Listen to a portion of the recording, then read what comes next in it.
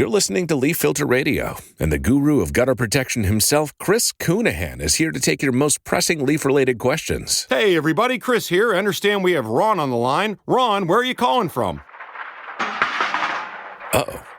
Ron, are you calling from a ladder? Well, I was. I wanted to ask Chris what I need to do to get my gutters ready to have Leaf Filter installed. Oh, Ron, you don't have to do anything. A Leaf Filter Trusted Pro will come out and clean out your gutters, realign and seal your gutters, and install Leaf Filter, America's #1 gutter protection system. So I didn't need to get on this ladder? Ron, Leaf Filter Trusted Pros are in your neighborhood and ready to help. Just visit leaffilter.com/day to schedule your free gutter inspection and get up to 30% off. Thank goodness. What was that site? That's leaffilter.com/day for your free gutter inspection today. See representative for warranty details. Promotion is 20% off plus a 10% senior or military discount. One discount per household. The Tea-Biz podcast delivers tea news that you need to know. A recap of the week's major headlines with commentary and cultural trends hosted by Dan Bolton. It is the voice of origin for tea professionals and enthusiasts worldwide. Tea nourishes and inspires. It is an ancient plant-based medicine that heals and energizes the body while soothes the mind.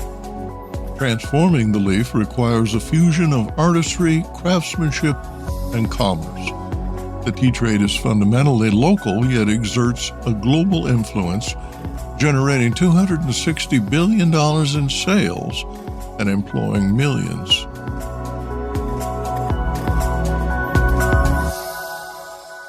Hello, everyone. Here are this week's headlines. An appeals court finds U.S. tariffs arbitrary and illegal. Tariffs also threaten the flow of India's exports to the U.S. And Rize tea is declared radiologically safe 30 years after Chernobyl. Plus, AVPA's Teas the World competition. AVPA's Tea of the World competition is a unique event that views tea not just as a commodity, but as a culinary product equal to fine wines and chocolates. Conducted by the Paris-based Agency for the Valorization of Agricultural Products, the contest honors excellence in both single-varietal teas and herbal infusions. While winning a medal is indeed a mark of prestige, the real benefit is in gaining visibility, building credibility, and telling stories for small producers, especially those operating outside traditional markets. We'll see how participating can boost growers' reputations, connect them with new buyers, and showcase the health and cultural benefits of their teas, whether they win a prize or not. Joining us today is AVPA Development Director Ksenia Hleap. She reminds listeners that the deadline to enter is September 30th.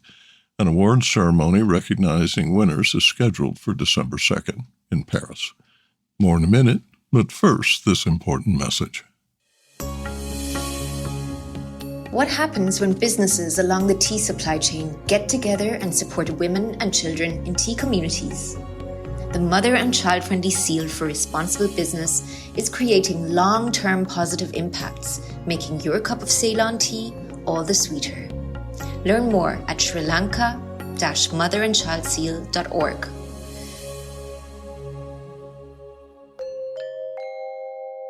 A U.S. appeals court has upheld the International Court of Trade's findings that arbitrary tariffs imposed on virtually every nation trading with the U.S. are illegal. The International Emergency Economic Powers Act, IEEPA, is not intended to grant the President unlimited authority to impose tariffs, according to the court, which delayed enforcing the decision until October 14th. The 7-4 decision threatens to undo a, quote, baseline, end quote, tariff of 10% on nearly every country in the world. The same results could be achieved via an extension of Section 232 tariffs, or President Trump could seek congressional approval for his levies. The Section 232 tariffs were imposed under a legislative provision designed explicitly for setting import duties. The process is more complicated and time-consuming as it relies on findings determined with industry input. Trump can also impose tariffs under the 1930 Tariff Act and Section 301 of the Trade Act of 1974, which he has previously used to impose tariffs on China. Trump instead used AVPA to impose more sweeping tariffs not tied to specific sectors. Judges ordered the lower court to determine whether the U.S. must repay billions of dollars collected since the tariffs were imposed in April. The government announced that it will appeal the decision and stated that it will reimburse the tariffs it has collected if ordered to do so. The finding calls into question several trade agreements negotiated under the threat of so-called reciprocal tariffs. Trump responded that, quote, if these tariffs ever went away, it would be a total disaster for the country. It would make us financially weak, and we have to be strong, end quote. What it comes down to is that the president's emergency powers are designed for emergencies, said one legal scholar.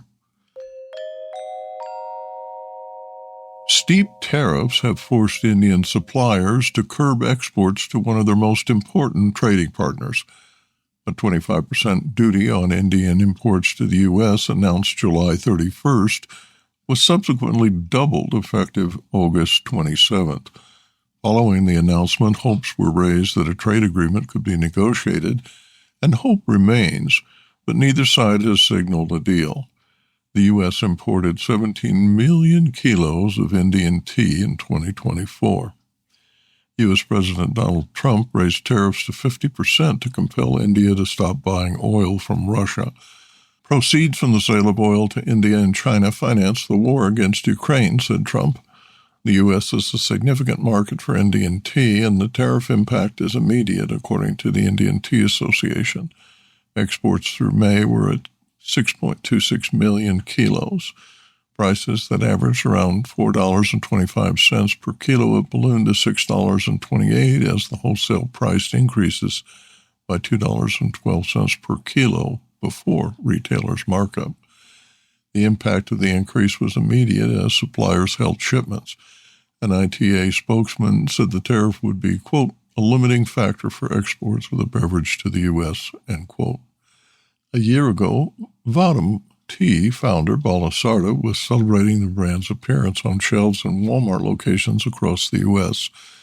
Sarda wrote on LinkedIn that for, quote, any entrepreneur building a business in the U.S., this milestone is right at the top of the checklist and a dream, end quote. Vadam is the first Indian tea and spice brand retailing in mainstream U.S. stores. The, quote, digital-first company reports that as much as 62% of its business is from the U.S. He told The Telegraph last week that, quote, the next couple of months are going to be very crucial. We have gone from 0 to 50% tariff in a month, end quote. Tea executives are concerned that the trade turmoil may continue, disrupting shipments for months. The indefinite postponement of bilateral trade talks initially scheduled for August 25th may be lifted. During a Senate hearing this week, U.S. Ambassador to India Sergey Gore hinted that a trade deal with New Delhi is a few weeks away. Quote, India and the U.S. are not that far apart, he said. President Trump has invited India's Commerce and Industry Minister Piyush Goyal to Washington, D.C. Secretary of State Marco Rubio said, quote, India is one of the top relationships America has today in terms of the future of the world, end quote. U.S. Trade Representative Howard Lutnick said, quote, we're going to sort this out with India once it stops buying oil. In the meantime, India is seeking a swift EU trade deal to avert becoming tangled in a demand that the EU impose 100% tariffs on both India and China. TBiz Assam-based correspondent Rupa Goswami writes that Rize tea is radiologically safe 30 years after Chernobyl. For nearly 4 decades, the Black Sea province of Rize, Turkey's tea heartland, has been under the shadow of Chernobyl's radioactive meltdown. When fallout from the Chernobyl disaster drifted across the Black Sea in April of 1986, crops were blighted, exports suffered, and consumer trust was shaken. A new study published in the Journal of Food Composition and Analysis confirms that today's Rize is radiologically safe. The researchers emphasize how little systematic monitoring had been conducted since 2016 when cesium-137 reached its 30-year half-life. Their study, they say, offers a valuable baseline for both national and international food safety databases, which is essential not only for Turkish consumers but also for export markets where Rize tea is sold. Quote, baseline environmental measurements provide critical information, end quote, they write. Analyses after nuclear events not only reveal the level of contamination, but also whether its impact decreases over time, end quote. For Turkey's tea industry, centered in Rize, which produces about 70% of the country's tea, the findings are more than just scientific. They help end a difficult chapter, rebuild trust in a crop that is vital to Turkish cultural identity, and reassure buyers from Europe to the Middle East that Rize tea is safe. The message is clear. For those who enjoy Rize tea once overshadowed by nuclear fears, their cup is clean. This is the Tea Price Report for week 36, ending September 5th, 2025. Tea price takeaways. India. Retail inflation stayed low, softening pressure on domestic tea prices. Auctions at Kolkata and Guwahati tended to steady to softer, while direct estate purchases remained limited. In East Africa, at Mombasa, Sale 35 cataloged over 160,000 packages, PF1s and BP1s with good leaf held firm, but nearly 34% went unsold, showing selective buying. In Sri Lanka, Colombo saw strong interest in seasonal uva teas, fetching premiums of 15 to 20 USC, while low growns remained firm. Exporters remained cautious amid higher costs. And in Indonesia, Jakarta offered light volumes again with orthodox tea from North Sumatra firm to dearer. Direct overseas buying programs were minimal. That's your Tea Price Report for week 36. For expanded coverage, visit www.teajourney.pub, Tea Price Report. And now, a word from this week's sponsor. Hi, I'm Nish. I grew up in an organic tea farm and founded Nepal Tea Collective in 2016. Tea is not just a beverage for me, but a catalyst for social change, sustainably empowering hardworking artisans like my parents for the past 30 years. I'm on a mission to make the whole world aware of the goodness of Nepali teas and the good that comes from supporting growers in this remarkable land. If you haven't tasted Nepali teas yet, you're missing out. Our award-winning teas are making headlines. Find out why. Visit Nepal Tea Collective's website to get a free sample of this extraordinary taste of the Himalayas. That's nepalteacollective.com. Or just send me an email at nish, Nish, at nepalteacollective.com. Cheers.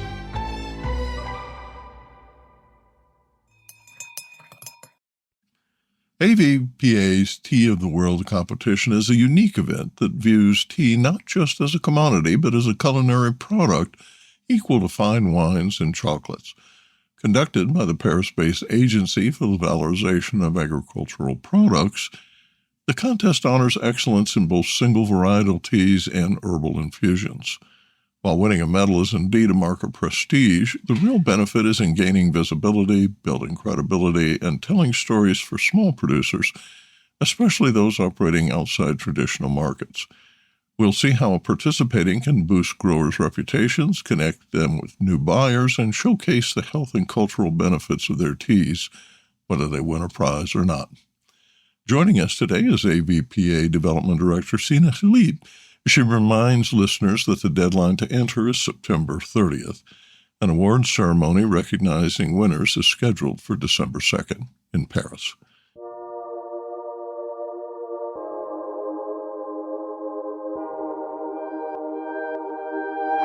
Ksenia Hleap is Development Director at AVPA in Paris, where she leads communication and development initiatives. With more than 7 years' experience advancing AVPA's global contests, she champions recognition for agricultural excellence, including teas and herbal infusions, connecting small growers worldwide with the gastronomic community and broader consumer appreciation. Welcome back to the podcast, Ksenia. AVPA annually awards more than 130 medals to tea and herbal producers across more than 30 countries. Besides winning a medal or receiving a certificate of merit, what are the tangible benefits of participating in the Teas of the World contest? the biggest benefit is visibility, for sure. For many small growers outside the well-known tea market, it can be very difficult to reach international buyers or even be recognized at home. So being part of AVPA places their work on the international stage with exposure through press release, professional network, and events. Producers also receive a professional testing report on demand, which is the real asset. They can use this feedback to improve quality, adjust processing, or refine even their storytelling. And just being listed among the contest winners gives credibility that helps open doors with importers, specialty shops, and even chefs who might not otherwise have discovered this tea. The contest positioned teas as a gastronomic product, much like wine or chocolate. How does this shift in framing help producers communicate value to buyers and consumers? When tea is spoken of as a gastronomic product, the conversation moves away from bulk pricing and commodity trade. Instead, it emphasizes origin, craftsmanship, terroir, and flavor profiles. The same qualities people already appreciate in wine or in cheese in France, for example. So for producers, this framing allows them to highlight uniqueness and cultural heritage, not just yield or cost. It encourages buyers as well, buyers and consumers, to see tea as something to savor and pair with food, which justify higher value and more meaningful storytelling about the tea producing and tea heritage, tea culture. Many of the growers listening to this podcast are resource constrained. What does participation actually involve, from entry process to sending samples? And how does AVPA ensure fairness for producers of different scales? So the entry process is internationally designed to be accessible. So we're trying to do our best to give the equal chance to everyone and to have the possibility to enter. Producers need to fill out an online form and send us the samples. It's around 200 grams. If it is a very small producer, there is an exception, so they can bring us even less than 200 grams. AVPA does not compare producers by size or volume in the tasting, but they compare the producers by taste and quality of their tea. Samples are all blind tasted, which ensure fairness. It means that a cooperative in Nepal or a small farm in Africa is evaluated on the same footing as an established state in China or in Japan. Can you share an example of a past participant who didn't win a medal, but still benefited significantly from the exposure and evaluation? This is a very interesting question. Thank you very much, Dan, for this. The philosophy of AVPA is about to speak only about the winners. So we are not speaking about the participants if they don't want, if they don't ask us to do it, because we are protecting the identity of the people, and there is some they don't want to say that they participated and didn't win. Meanwhile, yes, for sure, we have the examples of producers who didn't win a medal and who could benefit from us as well. There was, for example, I will not say the name, but a small producer from Latin America who entered the contest a few years ago.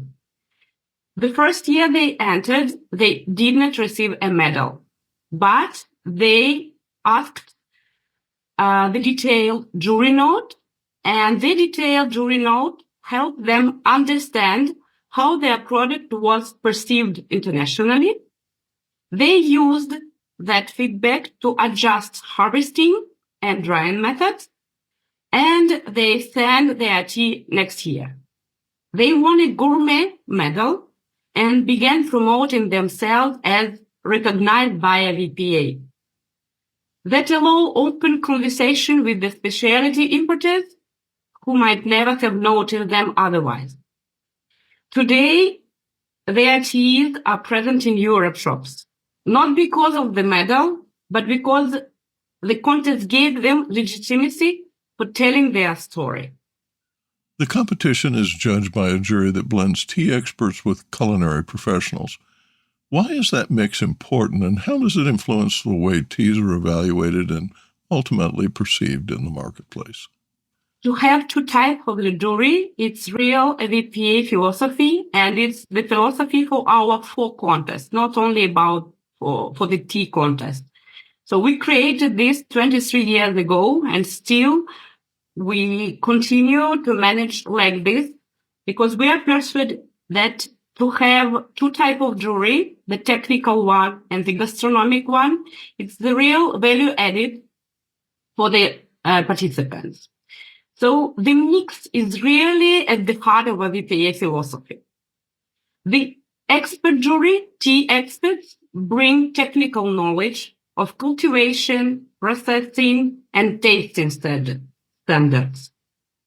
Culinary professionals, gastronomic jury, like chefs, sommelier, or just people who is working in tea industry but not already tea professional, they bring a broader gastronomic perspective.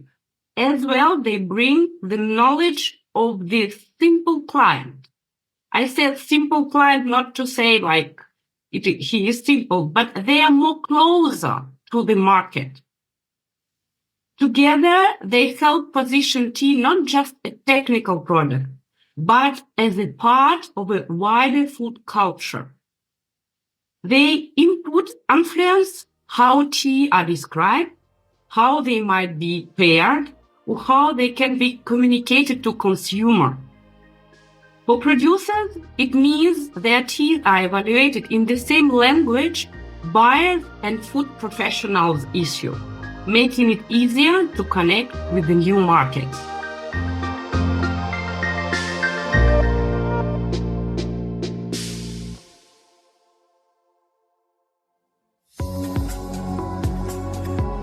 Intrigued by what you heard in today's podcast? Would you like to learn more from our global network of tea biz journalists and tea experts? Remember to visit the Tea Biz website for more comprehensive coverage. That's www.t-biz.com.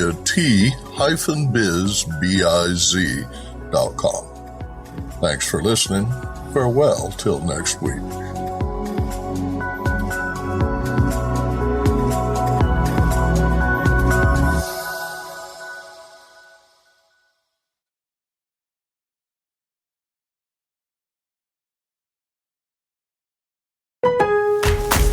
Power up fall projects with Ego at Lowe's.